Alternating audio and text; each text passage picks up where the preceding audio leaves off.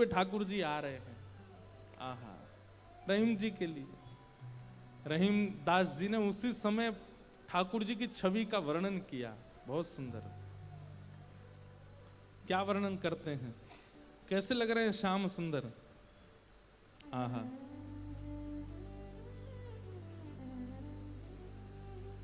काछे काछिन कलित मुरली कर पीत पिछोरी साल की, बंक तिलक के सर को कीन्हो दुति मानो विदुबाल की। ओ छवि आवन मोहन लाल की, छवि आवन मोहन लाल की, छवि आवन मोहन लाल की, छवि आवन मोहन लाल की।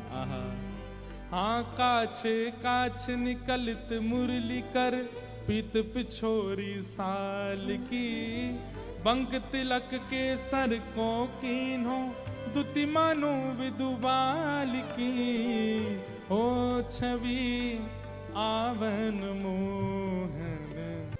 अरे मोय कोई वेद ध्वनि ब्रज में सुनावे तो मेरे कान इतने रीझे ना आए, लेकिन कोई प्रेम आसक्त है करके मुंह को घोरी घोरी गारी सुनावे सो मैं तो वह के सामने प्रकट है जाऊं।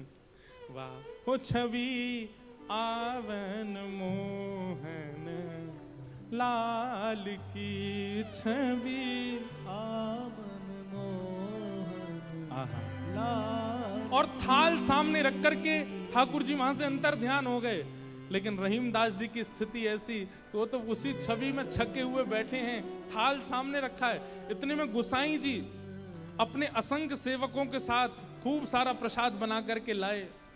रहीम जी के पास जैसे ही पहुंचे तो देखें यहाँ तो पहले से ही थाल रखी, और ये वो थाल है जो श्री जी बाबा की है, श्रीनाथ जी की है। नेत्र बंद हैं और एक कोई सामग्री लेकर के प्रेम से रहीम जी पा रहे हैं। गुसाई जी बोले, रहीम जी ये थाल आपके पास आई कैसे? आहा, बिसरत नाही सखी मोमन सो चितवन बैन विशाल की।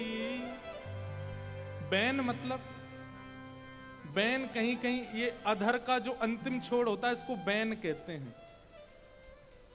ठाकुर जी के ये कैसे बोले, इतने मधुर हैं कि जब ये ठाकुर जी मुस्काते हैं ना तो वो जो अंतिम छोड़ है वो इतना प्रिय लगता है ठाकुर जी के मुखमंडल का कि वो मेरे नेत्रों से जा नहीं रहा है।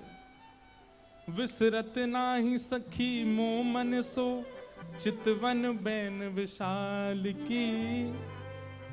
नीकी हसन अधर सधरन छवि, छवि सुमन गुलाब की। ओ छवि आवन मोहन लाल की, छवि आवन मोहन लाल की। और जल सो डार दियो पुत्रिन पे डोलन मुक्ता माल की। जल सो डार दियो पुत्रिन पे डोलन मुक्ता माल। आप बोन आप मोल बिन मोलन डोले, बोलन मदन गोपाल की। आप मोल बिन मोलन डोलन, बोलन मदन गोपाल की। हे छवि आवन मोहन लाल की, छवि आवन मोहन लाल की। आहा, आप मोल बिन मोलन डोलन, बोलन मदन गोपाल की। इतने मूल्यवान श्री ठाकुर जी यहाँ पर बिनमोल की तरह डोल रहे थे, बोल रहे थे, चल रहे थे, बैठे थे। गुसाई जी को बता रहे हैं रहीम जी,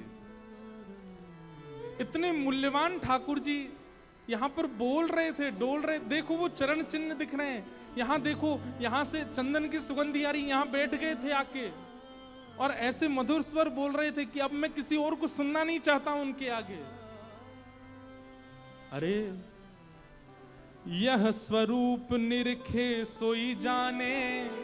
अरे जिसने वो स्वरूप देखा होगा, यह स्वरूप निरखे सोई जाने, यही रहीम के हाल की।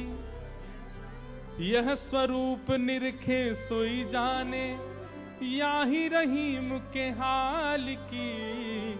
ओ छवि आवन मोहन लाल की, छवि आवन मोहन लाल की। वहां रहीम जी के नेत्र सजल हैं और यहां गुसाई जी के सुनते सुनते नेत्र सजल हो गए।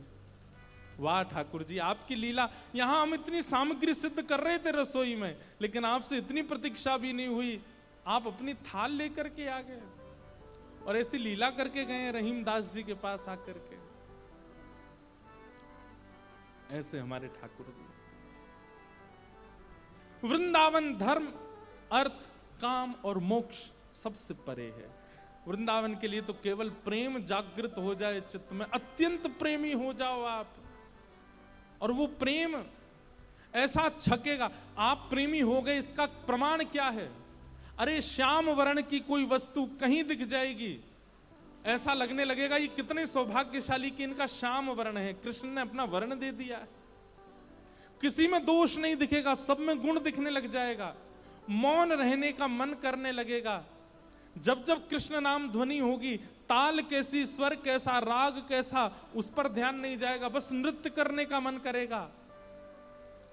वाणी गदगद हो जाएगी, सुनते सुनते कथा नेत्र सजल हो जाएंगे। प्रेम के बड़े लक्षण हैं, वो सब लक्षण धीरे धीरे प्रकट होने लग जाएंगे। बस वो प्रकट होने लग जाएं, फिर उसके बाद कहीं और मत रहिए, फिर तो वृंदावन आ जाइए, क्योंकि और कहीं रहेंगे तो पागल घोषित कर दिए जाओगे। केवल वृंदावन स्वीकार करेगा फिर। हो छवि आवन मोहन लाल की, छवि आवन मोहन लाल की। वेद व्यास जी महाराज ने भागवत जी की रचना